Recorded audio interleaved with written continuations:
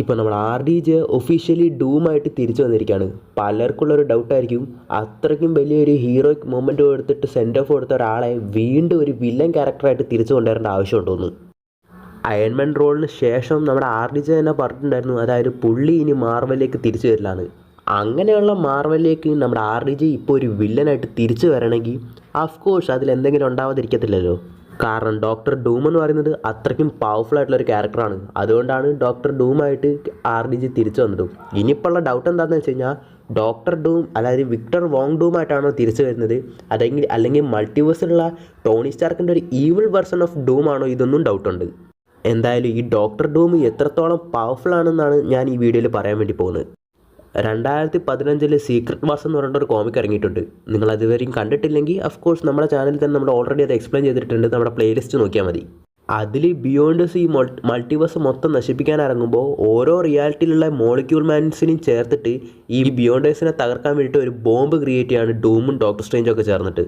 അങ്ങനെ ഈ മോളിക്യൂൾ മാനിനെ ഇല്ലാതാക്കിയതിന് ശേഷം ഡോക്ടർ ഡൂം ആ ബിയോണ്ടേഴ്സിൻ്റെ തന്നെ പവേഴ്സ് അബ്സോർബ് ചെയ്യാണ്.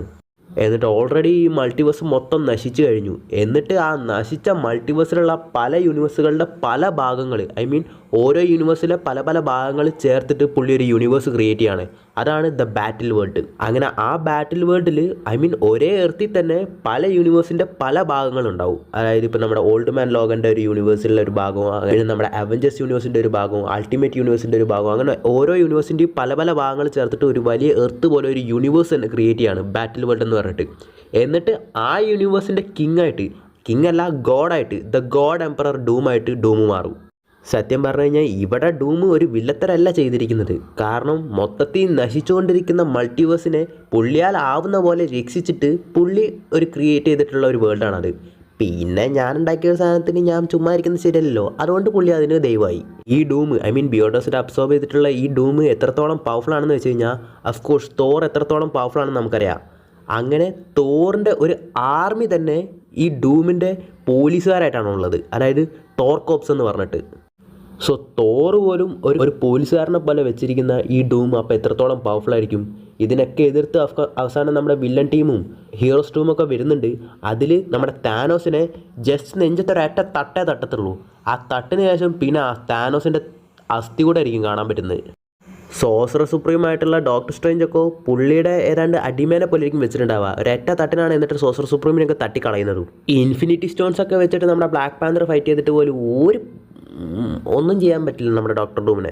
അത്രയ്ക്കും പവർഫുൾ ആയിട്ടുള്ള ഒരു ക്യാരക്ടർ ആയതുകൊണ്ടായിരിക്കണം ഇപ്പോൾ നമ്മുടെ ആർ ഡി ജെ തന്നെ തിരിച്ചു വന്നത്. ഇപ്പോൾ ഓൾറെഡി അവഞ്ചേഴ്സിൻ്റെ 2 പടങ്ങളാണ് അനൗൺസ് ചെയ്തിട്ടുള്ളത്, അതായത് ഡൂംസ്ഡേയും അവഞ്ചേഴ്സ് സീക്രട്ട് വാർസും.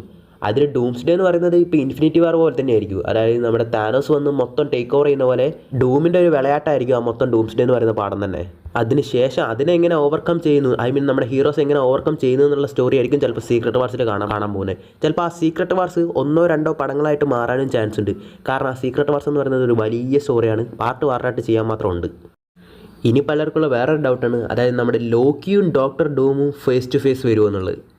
അങ്ങനെ വരാൻ ചാൻസ് ഉണ്ട് എന്ന ചാൻസ് ഇല്ല. കാരണം സീക്രട്ട് വാർസ് എന്ന് പറയുന്നത് മൊത്തം മൾട്ടിവേഴ്സിനെയും ബന്ധിച്ചിട്ടുള്ള ഒരു കാര്യം ആയതുകൊണ്ട് ചിലപ്പോൾ ലോക്കി വന്നേക്കാം. ഇനി അതല്ലെങ്കിൽ ലോക്കി വീണ്ടും ചിലപ്പോൾ ആ വലയും പിടിച്ച് അവിടെ തന്നെ ഇരുന്നെന്നും വരാം. ലോക്കി വന്നാൽ പിന്നെ തീർന്നില്ലേ, കാരണം പുള്ളി ഇപ്പോൾ ഓവർലി ഓവർപവർഡാണല്ലോ. എന്തായാലും വില്ലനായിട്ടുള്ള പുള്ളി ഇപ്പോൾ ഒരു ഹീറോ ആയി മാറി. ഒരു ഹീറോ ആയിട്ടുണ്ടായിരുന്ന ഒരു പുള്ളി ഇപ്പോൾ വില്ലനായിട്ടും മാറുവാണ്. എന്തൊക്കെയാണെങ്കിലും മാറൽ എന്താ കാണിച്ചു കിട്ടാൻ പോകുന്നതെന്ന് അവർക്ക് മാത്രമേ അറിയുള്ളൂ. എന്തായാലും ആർ ഡി ജിയും റൂസോ ബ്രദേഴ്സൊക്കെ ഉള്ളതുകൊണ്ട് തന്നെ എന്തായാലും മോശമാവാൻ ചാൻസ് ഇല്ല.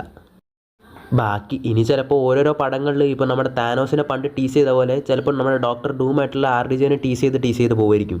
അപ്പോൾ നിങ്ങൾ വിചാരിക്കുന്നത് എനിക്ക് തോന്നുന്നുണ്ട്, അതായത് ആൻഡ്മാനിൽ കാണിച്ചിട്ടുള്ള ആ പോസ്റ്റ് ക്രെഡിറ്റ് സീനോ നമ്മുടെ കാങ്ങിൻ്റെ കാര്യമൊക്കെ എന്തായിനൊക്കെ അല്ലേ.